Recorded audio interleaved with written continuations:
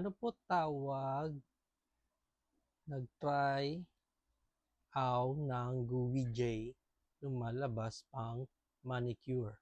LOL. Anong gel yan pinanglinis mo, sir? Anong gamit mong panglinis, bro? Bakit ang kinang?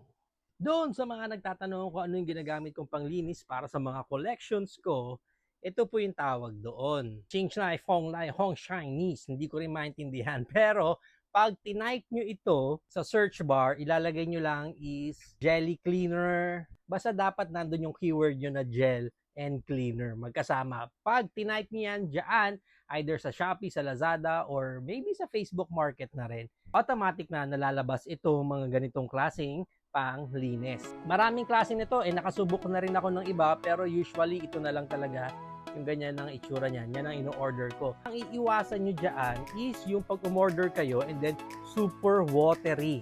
As in nagtutubig yung makukuha yung gel.